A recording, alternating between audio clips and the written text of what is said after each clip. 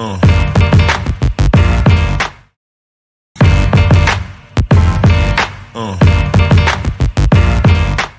Imagine this, you're a skilled cybersecurity specialist, tasked with testing a company's web server for uncovering potential vulnerabilities that hackers can exploit.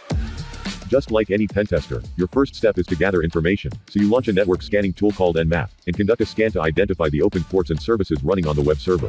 Once the scanning is complete, you're ready to match the discovered services and their versions with known vulnerabilities, in order to gain access to the server. But how will you accomplish this? Well, this is where a powerful tool called Metasploit comes into play. Simply put, Metasploit is a framework that consists of multiple pieces of code or scripts that exploit vulnerabilities within a system, providing unauthorized access to attackers. It has three main interfaces: MSF Console, Armitage, and MSF Web. MSF Console is a command line interface, widely used by hackers and penetration testers. Armitage is a third-party graphical user interface for beginners, and MSF Web allows users to interact with Metasploit through a web browser. In this video, I'll introduce you to Metasploit through MSF Console, and cover some basic commands that will help you in getting started. So let's begin. Disclaimer. This video is for educational purposes only and is designed for individuals pursuing a career in cybersecurity. It focuses on discussing a widely used cybersecurity tool known as Metasploit, and does not provide guidance on hacking unauthorized systems. Black hat hacking is illegal and can result in serious legal consequences.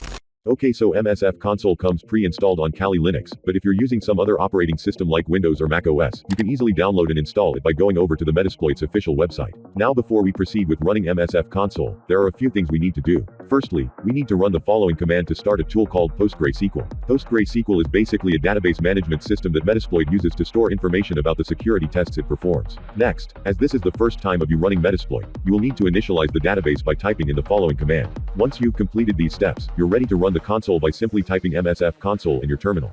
And if your Metasploit's terminal screen doesn't look exactly the same as mine, don't worry, just make sure that you have the MSF6 prompt here like this, as it tells you that you are running the newest version of Metasploit. Now, before we proceed, let's go over some of the terminologies used within Metasploit that will help you in understanding things as we move forward. Firstly, as Metasploit is comprised of multiple scripts. These scripts are referred to as modules within the Metasploit framework. Each of these modules have a specific purpose when hacking a system, and are organized into 6 categories based on their intended use. Taking a look at these categories one by one. Firstly, we have the exploit modules. These modules are specifically designed to take advantage of different vulnerabilities in the target system, and provide the means to deliver a malware or payload to the system. For instance, if a computer was running an older version of Windows with unpatched security updates, we could utilize these exploit modules to take advantage of those vulnerabilities, and install a malware or payload on the system. Now, for determining what that payload would do next once it's on the compromised device, we have the payload modules. These modules basically decide the nature of the malware that will be placed on the device after it is exploited. One example of a common module within the payload modules is the reverse TCP shell, which allows an attacker to remotely control a target system. Post-exploitation modules come into play after successfully compromising a system. They enable attackers to perform various tasks, such as maintaining access even if the target system is rebooted or shut down. Encoder modules are used to encode payloads and exploits to bypass antivirus or intrusion detection systems. And lastly, we have auxiliary modules, which serve various purposes including reconnaissance and network scanning. Now, to help you better understand what I just told you, let me walk you through a step-by-step example of how you would choose an exploit and payload in Metasploit using multiple commands. So let's start.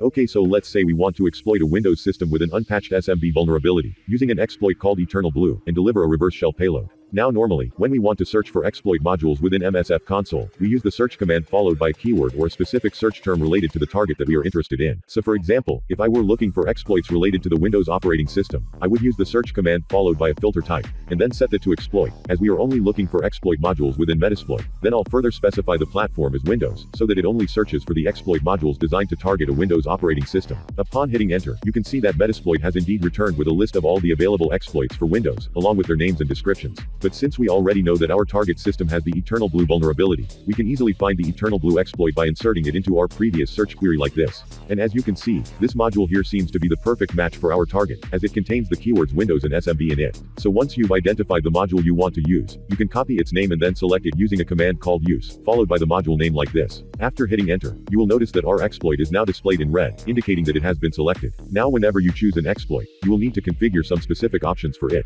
Each exploit has its own set of requirements, and you can see those requirements by typing in the show options command like this. So as you can see under the exploit module, it is asking us to configure the rhost and rport to continue the attack. Rhost is the target's IP address, and rport is the target's open port.